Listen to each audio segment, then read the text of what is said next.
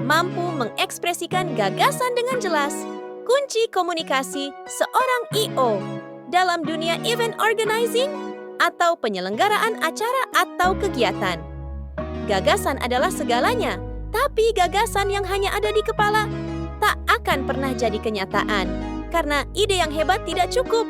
Yang dibutuhkan adalah kemampuan untuk menyampaikan ide itu dengan jelas, dengan efektif, dengan meyakinkan. Bayangkan ini, kamu punya konsep acara yang brilian, inovatif, spektakuler. Kamu datang ke hadapan klien dan menjelaskan dengan antusiasme penuh, tapi ekspresi klienmu datar. Vendor tampak bingung, timu saling pandang tak mengerti. Bukan karena idemu buruk, tapi karena mereka tak paham apa yang kamu maksud. Disinilah ujian sebenarnya seorang event organizer. Mampukah kamu menjembatani visi dengan kenyataan? Menyusun pesan secara terstruktur. Setiap I.O. hebat tahu bahwa komunikasi yang kuat dimulai dari struktur. Gagasan yang besar harus dikemas secara runtut, logis, sistematis, mudah dipahami. Ketika menjelaskan rundown acara, kamu tak bisa melompat-lompat dari akhir ke awal. Kamu harus membawa audiensmu berjalan bersama. Dari pintu masuk hingga penutupan. Langkah demi langkah. Misalnya, acara dimulai pukul 9.00 dengan sambutan dari CEO, lalu dilanjutkan dengan sesi keynote selama 30 menit, coffee break pukul 10 WIB, dan seterusnya. Ini bukan hanya soal urutan, tapi tentang mengajak orang lain masuk ke dalam visimu. Menggunakan bahasa yang tepat. Seorang EO yang baik tahu bahwa cara bicara dengan vendor berbeda dengan cara bicara ke klien. Kepada klien korporat, kamu harus lugas dan profesional. Berikut adalah estimasi biaya berdasarkan 3 opsi vendor terbaik, lengkap dengan detail service dan tanggal ketersediaannya. Tapi kepada vendor teknis, kamu bisa lebih santai, namun tetap to the point. Mas, kita perlu speaker aktif 2000 watt untuk ruang utama. Bisa kirim gambarnya? Nanti kita cocokkan sama tata panggung ya. Pemilihan kata adalah seni, dan I.O. adalah senimannya.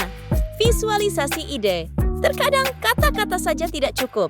I.O. yang cerdas tahu kapan harus berhenti bicara dan mulai menunjukkan.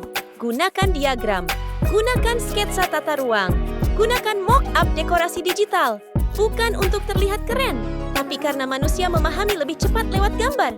Dengan visualisasi, ide yang semula abstrak jadi konkret.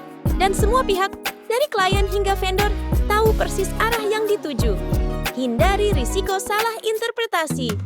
Tahukah kamu, berapa banyak acara gagal hanya karena kesalahan komunikasi kecil? Salah mengerti ukuran panggung, salah tangkap tema dekorasi, salah mengira rundown versi final. Semua itu terjadi karena gagasan tidak disampaikan dengan cukup jelas. I.O. yang hebat tahu, setiap kata yang meluncur harus membawa kejelasan, bukan keraguan.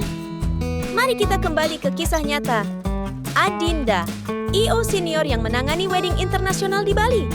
Saat klien memberinya konsep rustic elegance, Adinda tidak langsung menyusun paket. Ia meminta mood board, lalu menyusun versi visualnya sendiri. Ia mengajukan 2 opsi, satu dengan nuansa kayu hangat, satu lagi dengan dominasi putih dan emas pucat. Klien langsung tahu. Adinda mengerti, karena ia tak hanya mendengar, ia mengekspresikan gagasan dengan sempurna. Acara itu berjalan spektakuler. Klien puas.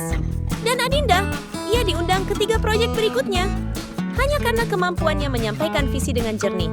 Menjadi I.O. bukan sekadar menjadi perencana, bukan hanya menjadi pengatur jadwal atau penyusun vendor. I.O. adalah komunikator. Kita membawa visi orang lain, kita mengatur tim, kita menjembatani ide dan kenyataan. Dan untuk itu, satu kemampuan harus selalu diasah, kemampuan mengekspresikan gagasan dengan jelas.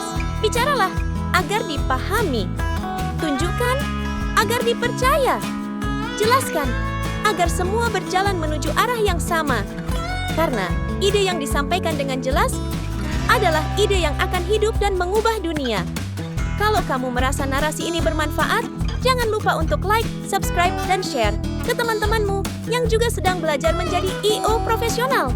Satu gagasan bisa memulai perubahan besar. Asalkan kamu tahu cara menyampaikannya.